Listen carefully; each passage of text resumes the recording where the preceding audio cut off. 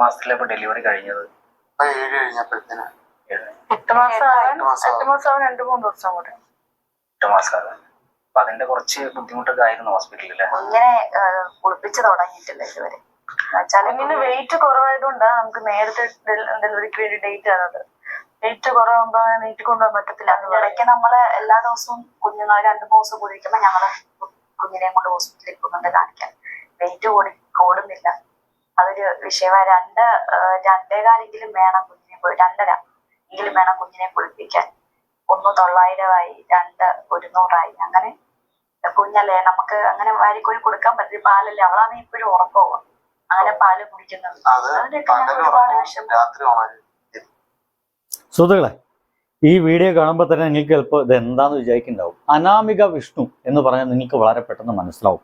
Social മീഡിയയിൽ കുറച്ചു കാലം മുമ്പ് വളരെയധികം വൈറലായിട്ടുള്ള ഒരു ദമ്പതികളാണ്. ഇനി എന്തുകൊണ്ട് വൈറലായി എന്ന് വെച്ച് കഴിഞ്ഞാൽ, ഇവിടെ ആ തൊട്ടടുത്തിരിക്കുന്ന ആ ഒരു മനുഷ്യനാണ് വിഷ്ണു, അതിൻ്റെ തൊട്ടടുത്തിരിക്കുന്ന ആൾ അമ്മയാണ്. ആ അമ്മയുടെ പേരെന്തുവാന്നൊക്കെ ചോദിച്ചു കഴിഞ്ഞാൽ, ഒറ്റ മിനിറ്റ്, ഇവരുടെ പേര്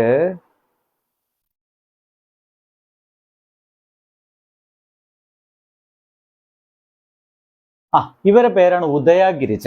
ഇവർക്ക് ഒരു അനാഥാലയമുണ്ട്. ആ അനാഥാലയത്തിൽ കുറേ പ്രായം ചെന്ന ആൾക്കാരുണ്ട്, കുറേ പെൺകുട്ടികളുണ്ട്, അങ്ങനെ കുറേ പേര് അവിടെ താമസിക്കുന്നുണ്ട്. ആ അനാഥാലയത്തിലെ ഒരു പെൺകുട്ടിയുണ്ട്, സുന്ദരിയായിട്ടുള്ള ഒരു പെൺകുട്ടി.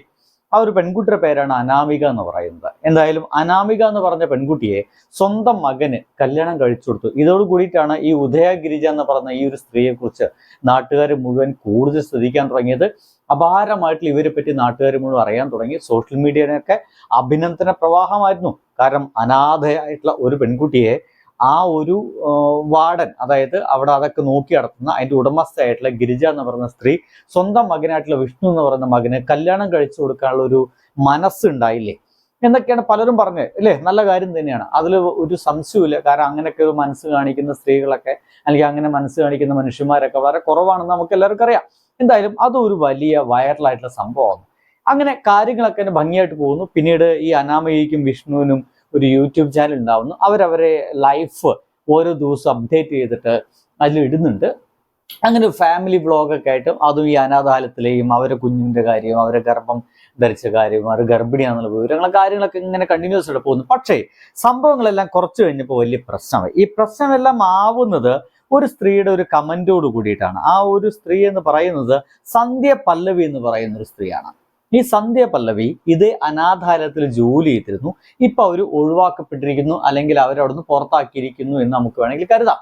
ഇനി എന്താ പ്രശ്നം എന്ന് വെച്ച് കഴിഞ്ഞാൽ, നമ്മുടെ ഈ ഒരു പെൺകുട്ടി അനാമിക എന്ന് പറയുന്ന പെൺകുട്ടി 7ാം മാസത്തിൽ പ്രസവിച്ചു. ഇപ്പൊ ഇതിൽ പറയുന്ന 7 മാസം കഴിഞ്ഞ് 8 മാസത്തോടനുബന്ധിച്ച് പ്രസവിച്ചു. ഇങ്ങനത്തെ പ്രസവമൊക്കെ സാധാരണയായിട്ടുള്ള കാര്യമാണ്. ആളുകളുടെയും മറ്റു സംശയം സിമ്പിളാണ്.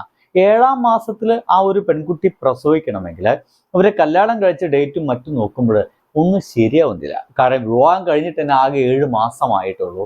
അപ്പോഴെങ്ങനെയാണ് 7 മാസത്തിൽ തന്നെ പ്രസവിക്കുന്നത്? അങ്ങനെയാണെങ്കിൽ അത് തൊട്ടു മുമ്പ് തന്നെ ഇവർ തമ്മിൽ ലൈംഗിക ബന്ധം ഉണ്ടായിട്ടുണ്ടാകണമല്ലോ, വിവാഹത്തിന് മുമ്പ് തന്നെ ലൈംഗിക ബന്ധം ഉണ്ടായിട്ടുണ്ടാകണമല്ലോ എന്നുള്ളതാണ് കൺഫ്യൂഷൻ. എന്ന് വെച്ച് കഴിഞ്ഞാൽ ഈ ഒരു നമ്മുടെ ഈ ഗിരിജ എന്ന് പറയുന്ന ആളുടെ മകൻ, ഈ മകന് ഈ പെൺകുട്ടിയുമായിട്ട് എന്തെങ്കിലും ഇല്ലീഗൽ റിലേഷൻ ഉണ്ടായിട്ടുണ്ടോ? ഉണ്ടെങ്കിൽ ആ ഒരു വിവാഹം കഴിച്ചു കൊടുത്തു, ആ കുഴപ്പമുള്ള കാര്യമൊന്നുമില്ല, സംഗതി പോകും. പക്ഷേ ആ റിലേഷൻ ഉണ്ടായത് അവർക്ക് പ്രായപൂർത്തിയാകുന്നതിന് മുമ്പാണ്. ഈ പെൺകുട്ടിക്ക് വിവാഹപ്രായം ആകുന്നതിന് മുമ്പാണെങ്കിൽ ഇനി അതൊരു പോക്സോ കേസായിട്ട് വരാനുള്ള സാധ്യത ഉണ്ടല്ലോ എന്നൊക്കെയാണ് ഇപ്പോൾ സോഷ്യൽ മീഡിയയിൽ ഗംഭീരമായിട്ട് ചർച്ച ചെയ്തുകൊണ്ടിരിക്കുന്നത്. ഇതാണ് വിഷയം.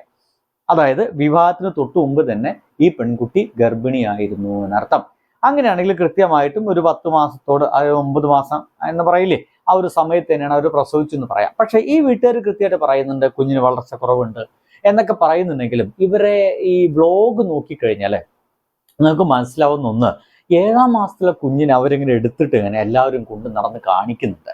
7ാം മാസത്തിൽ പ്രസവിച്ച കുഞ്ഞിനെ അങ്ങനെയൊന്നും ആരും എടുത്ത് കാണിക്കൂല, ആരെയും കാണിക്കാൻ സമ്മതിക്കില്ല. മിക്കവാറും അവർക്ക് മാത്രമായിട്ടുള്ള കുഞ്ഞുങ്ങൾ ആ സമയത്ത് മാത്രമായിട്ട് കിടത്താനുള്ള ചെറിയ കുഞ്ഞു വെന്റിലേഷനൊക്കെ ഉണ്ടായിരിക്കും.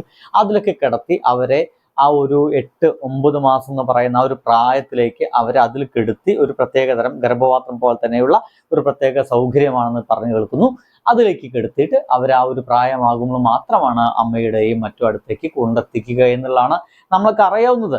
പക്ഷെ ഇത് അതൊന്നും സംഭവിക്കാത്ത രീതിയിൽ തന്നെ വളരെ പരിപൂർണമായിട്ട് ആരോഗ്യമുള്ള ഒരു കൊച്ചിനെ കാണിച്ചു കൊടുക്കുന്നുണ്ട്.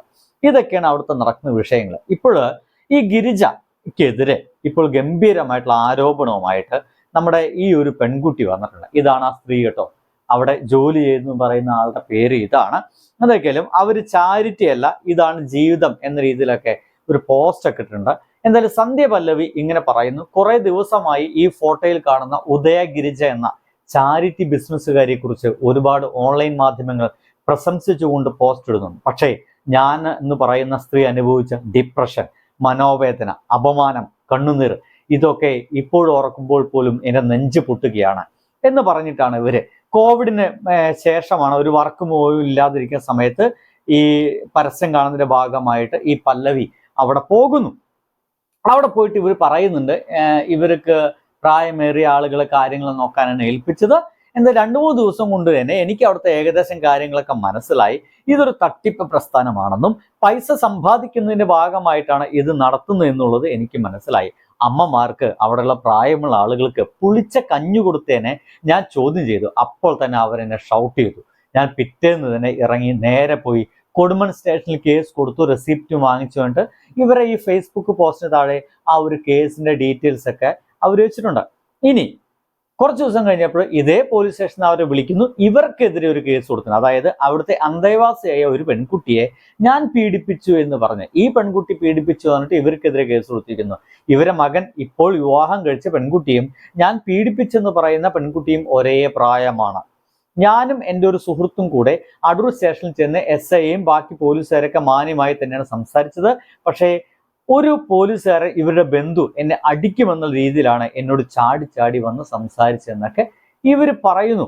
കുറച്ച് കഴിഞ്ഞപ്പോൾ ഞാൻ അവരോട് ഈ കേസിൽ നിന്ന് എന്നെ ഒഴിവാക്കണമെന്നൊക്കെ പറഞ്ഞ് പിന്നീട് മനുഷ്യാവകാശ കമ്മീഷന്റെ നോട്ടീസ് വന്നു. പത്തനംതിട്ട DCWC എന്നെ വിളിച്ചു, തെളിവെടുപ്പ് നടത്തി. അവരോട് എന്നെ ഈ കേസിൽ നിന്ന് ഒഴിവാക്കണമെന്ന് ഞാൻ അവരെ അപേക്ഷിച്ചപ്പോൾ ഈ ഉദയ ഗിരിജയുടെ പേരിൽ പലതവണ കേസ് വന്നിട്ടുണ്ട്, നിങ്ങൾ മാത്രമല്ല തന്നത് എന്നുള്ള വിവരം അറിയാനും കഴിഞ്ഞു. പിന്നീട് എല്ലാ വിവരങ്ങളും പറഞ്ഞ് ഞാനൊരു ഓൺലൈൻ മാധ്യമത്തിൽ രേഖകളെല്ലാം കൈമാറി. അങ്ങനെ ചെങ്ങാതിക്കൂട്ട് എന്ന് പറയുന്ന ഒരു വീഡിയോ ഒക്കെ എടുക്കുന്ന ഇതുപോലത്തെ ഒരു ചാനൽ അവിടെ ചെന്നു. പക്ഷേ ഇവരവിടെ വീഡിയോ എടുക്കാൻ അവരെ സമ്മതിച്ചില്ല. എന്തായാലും ഇപ്പോൾ വിവാഹം കഴിഞ്ഞ ഈ പെൺകുട്ടിയില് അവര് മകൻ വിവാഹം കഴിച്ചെന്ന് പറയുന്ന പെൺകുട്ടിക്ക് മാതാപിതാക്കളുണ്ട്. ഇതാണ് വാർത്ത. അവർക്ക് മാതാപിതാക്കളുണ്ട്. അന്ന് ഞാൻ ചോദിച്ചപ്പോൾ എല്ലാവരും ഉണ്ട്, വീട്ടിൽ പോകാറുണ്ട് എന്നാണ് ആ പെൺകുട്ടി പറഞ്ഞത്. +2 വിദ്യാഭ്യാസം കഴിഞ്ഞാലും മാതാപിതാക്കളോടുള്ള കുട്ടികൾ ഇവർ പറഞ്ഞു വിടില്ല, അവിടെ തന്നെ പിടിച്ചു നിർത്തിക്കും, മക്കളെ എന്ന് സ്നേഹം നടിച്ച് പിടിച്ചു നിർത്തും. കാരണം ഇവർക്ക് ഗാന്ധി ഭവനെ പോലെ വലിയൊരു പ്രസ്ഥാനമാക്കി ഇത് മാറ്റണമെന്നാണ് ആഗ്രഹം എന്നൊക്കെ പറഞ്ഞുകൊണ്ട് ഈ സ്ത്രീ ഒരു ഗംഭീര പോസ്റ്റ് ഇടുന്നുണ്ട്.